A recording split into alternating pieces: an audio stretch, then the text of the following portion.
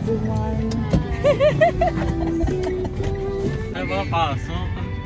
Bukas po. At baka mabaliw lang ba't kakaibang balde mo. Tapos bigla umundor.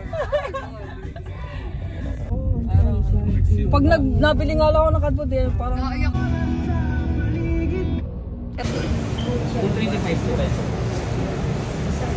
Wala lang po kayo.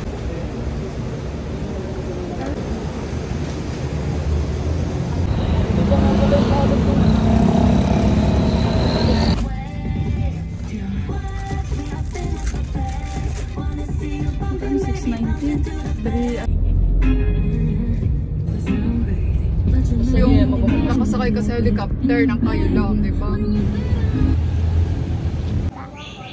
Ano bibili ba? Sige, isa lang. Sige, isa lang. Pinasasalamatan ka ng taon sa puso. Buong pagpapakumbabang gawin mo kami ng sakapan sa pagbuhulaan. Lahat. Kasawian ng bigat ng kalumitan. Gayon din ang kasalita ng kabalan. Ilahin ko ang aking ating kagapatampon sa Antonio de Padua. Dahil sa kanyang pamamagitan, tulungan mo ang lahat kong pangangailangan sa katawan at kaluluwa.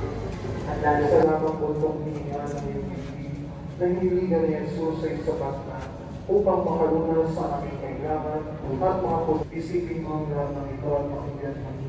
Alam-alam sa iyong isa-isa'y na pag-ibig.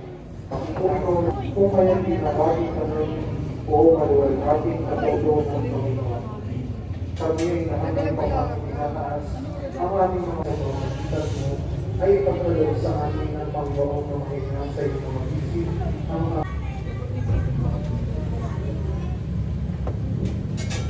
ang alis sa iyo, siya nawa.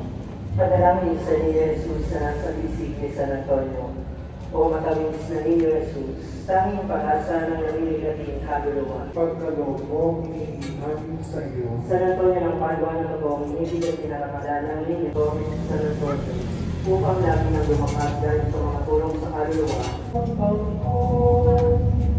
Sa ating mga padalangin, ang intensyon ng ating punong tagapagdiwang.